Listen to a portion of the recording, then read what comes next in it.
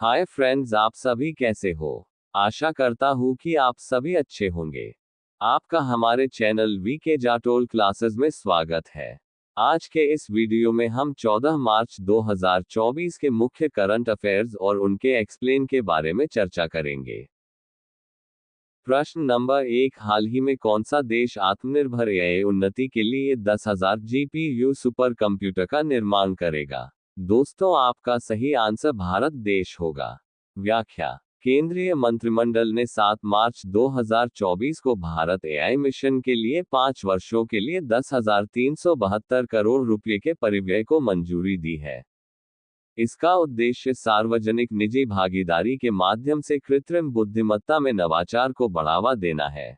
इस मिशन को digital India corporation (DIC) के तहत India AI independent business division (IBD) के माध्यम से लागू किया जाएगा। भारत एआई मिशन में विभिन्न हितधारकों को एआई इकोसिस्टम बनाने के लिए 10,000 से अधिक ग्राफिक्स प्रोसेसिंग यूनिट (जीपीयू) वाली सुपर कंप्यूटिंग क्षमता उपलब्ध कराई जाएगी। मिशन के तहत एक Bharat AI innovation centre (IIC) स्थापित किया जाएगा। इंडिया एआई इनोवेशन सेंटर स्वदेशी बड़े मल्टीमॉडल मॉडल (एलएमएम) और डोमेन विशिष्ट मूलभूत मॉडल विकसित और तैनात करेगा। ये मॉडल भारत के विविध भाषाई परिदृश्य को पूरा करेंगे, देश की 23 आधिकारिक भाषाओं का समर्थन करेंगे और अधिक समावेशी एआई अनुप्रयोगों की सुविधा प्रदान करेंगे। इंडिया एआई फ्यूचर स्किल्स पहल का उद्देश्य बढ़ते एआई नौकरी बाजार के लिए नए कुशल श्रमिकों को प्रशिक्षित करना है, जिसमें नए डेटा और एआई लैब्स मूलभूत मॉडल पर पाठ्यक्रम पेश करते हैं। इंडिया एआई स्वदेशी सॉफ्टवेयर ढांचे, सरकारी दिशानिर्देशों और उचित रेलिंग के माध्यम से सुरक्षित और जिम्मेदार एआई पहल विकसित करने पर ध्यान केंद्रित करेगा। प्रश्न नंबर 2, हाल ही में किसने the conspiracy to out me from the presidency शीर्षक से अपनी पुस्तक के प्रकाशन की घोषणा की है? दोस्तों, आपका सही आंसर श्रीलंका के पूर्व राष्ट्रपति गोटबाया राजपक्षे ने होगा।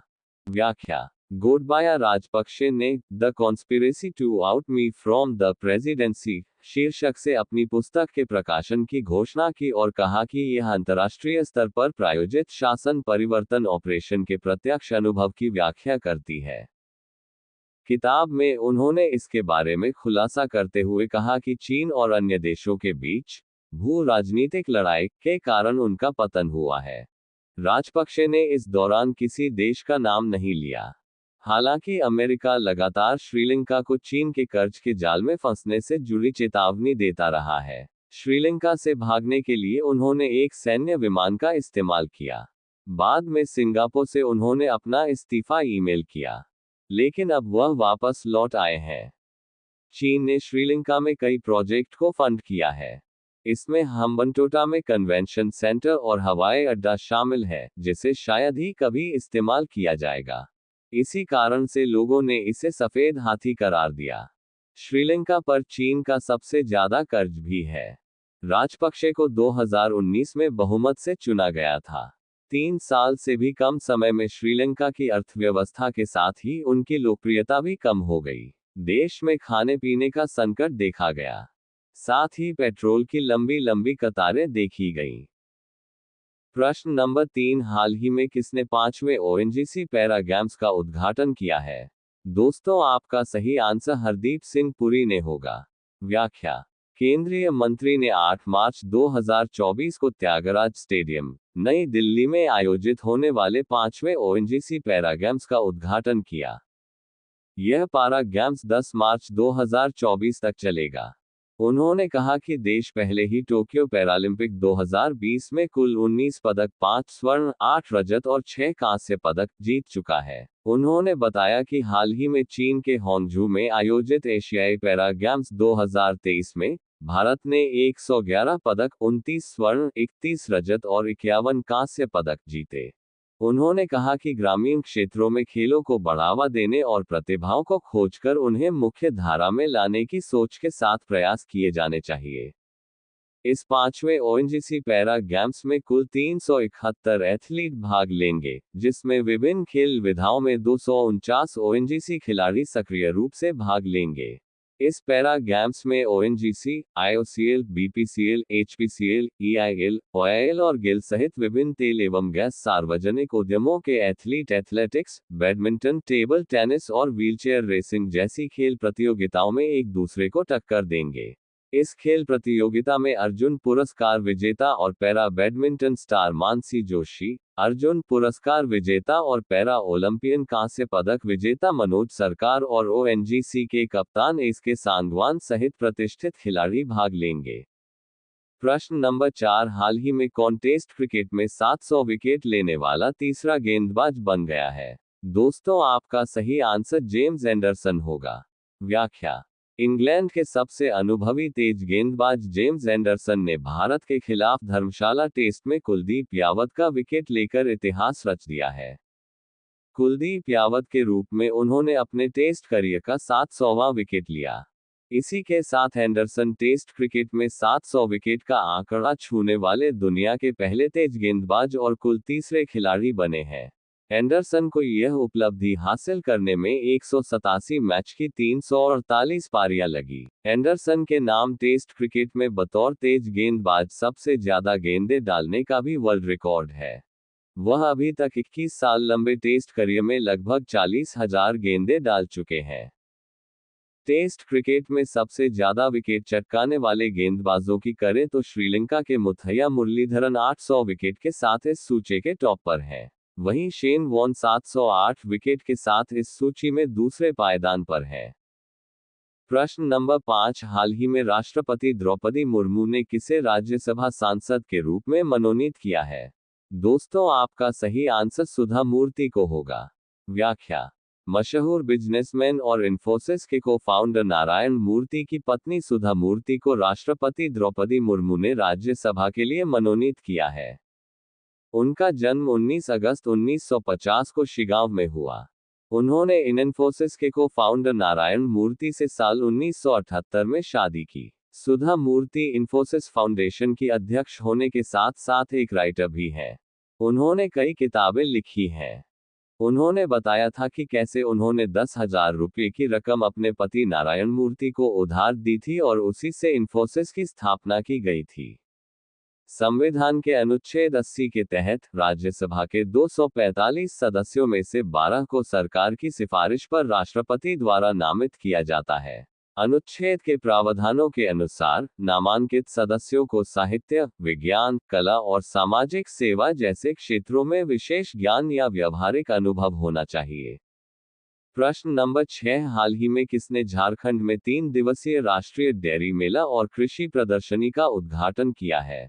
दोस्तों, आपका सही आंसर केंद्रीय मंत्री अर्जुन मुंडा ने होगा। व्याख्या: केंद्रीय मंत्री अर्जुन मुंडा ने झारखंड के पश्चिमी सिंहभूम जिले के चाईबासा में 3 दिवसीय राष्ट्रीय डेयरी मेला और कृषि प्रदर्शनी का उद्घाटन किया। डेयरी मेला एक ऐसा मंच है जहां डेयरी विज्ञान की नवीनतम तकनीकों को किसानों तक पहुंचाने का प्रयास किया गया है। झारखंड में इस तरह का पहला आयोजन कोल्हान की धरती पर राष्ट्रीय डेयरी अनुसंधान संस्थान, करनाल, हरियाणा द्वारा किया जा रहा है। उन्होंने कहा, इस दौरान संस्थान से जानकारी मिली कि हम यहां दूध उत्पादन बढ़ा सकते हैं और मैं इस क्षेत्र में इसका एक केंद्र खोलने का प्रयास करूंगा ताकि लोगों को दूध उत्पादन में मदद मिल सके। इस मेले में 6,000 से अधिक पशुपालक, किसान, इनपुट डीलर, उद्यमी, छात्र, सरकारी और गैर सरकारी विभागों के अधिकारी और कर्मचारी भाग ले रहे हैं, जिसमें देश के विभिन्न अनुसंधान संस्थानों, जिला स्तर के विभागों द्वारा विकसित प्रौद्योगिकियों, जिला बागवानी विभाग, पशुपालन एवं पशु चिकित्सा विभाग, कृषि विभाग, नाबार्ड बैंक, जिला रेशम विभाग, जिला सिंचाई विभाग, महिला एवं बाल विकास विभाग आदि द्वारा हितधारकों के लिए प्रदर्शन किया जा रहा है, जिसमें कृषि प्रौद्योगिकियों, गायों, बकरियों के 50 से अधिक प्रदर्शनी स्टॉल हैं और अन्य जानवरों को भी स्थापित किया गया है। प्रश्न नंबर 7, हाल ही में किस राज्य ने समग्र विकास के लिए चौथी महिला नीति का अनावरण किया है? दोस्तों, आपका सही आंसर महाराष्ट्र राज्य ने होगा। व्याख्या: महाराष्ट्र राज्य ने अपनी चौथी महिला नीति की घोषणा की है, जिसका उद्देश्य महिलाओं के समग्र विकास को बढ़ावा देना है।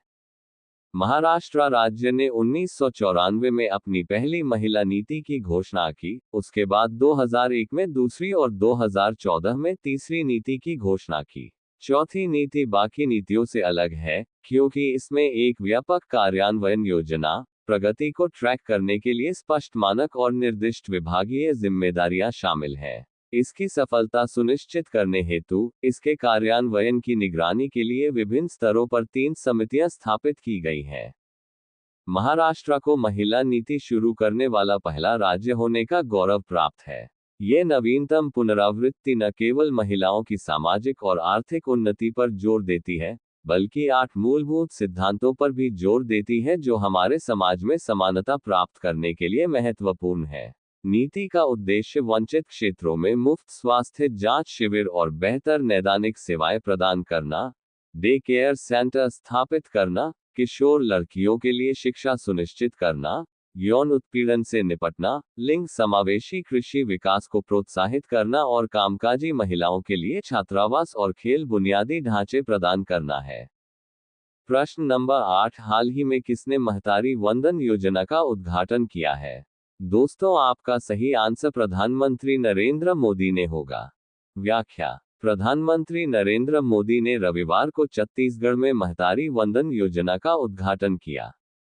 महतारी वंदन योजना के तहत छत्तीसगढ़ की 70 लाख से अधिक माताओं बहनों को हर महीने 1000 रुपये देने का वायदा किया गया। इसके लिए आवेदन करने की उम्र सीमा 21 साल रखी गई है। मुख्यमंत्री विष्णुदेव साय ने पीएम मोदी की एक और गारंटी को पूरा करते हुए राज्य में महतारी वंदन योजना की पहली किस्त जारी कर दी है। छत्तीसगढ़ में शुरू हुई इस योजना का फायदा सभी वर्ग की महिलाओं को दिया जा रहा है। इस योजना का लाभ प्रदेश के मूल निवासी विवाहित, विधवा, तलाकशुदा और परित्यक्ता महिलाओं को मिलेगा। इस योजना में शामिल होने के लिए परिवार की आर्थिक आय 2.5 लाख रुपये से कम वार्षिक रखी गई है। अब ये प्रश्न आप लोगों के लिए। आप सभी लोग इसका आंसर कमेंट बॉक्स में जरूर बताएं। हाल ही में अंतर्राष्ट्रीय महिला न्यायाधीश दिवस कब बनाया गया है? आपके ऑप्शन है: ए 10 मार्च, बी 11 मार्च, सी 12 मार्च, डी 13 मार्च। लास्ट वीडियो के प्रश्न का आंसर हमने आपसे पूछा कि हाल ही में किस राज्य सरकार ने किसानों के लिए बिजली बिल माफी की घोषणा की है? आपके ऑप्शन है: ए राजस्थान, बी उत्तर प्रदेश, सी महाराष्ट्र, डी दिल्ली। दोस्तों, आपका सही answer option number B Uttar Pradesh राज्य होगा।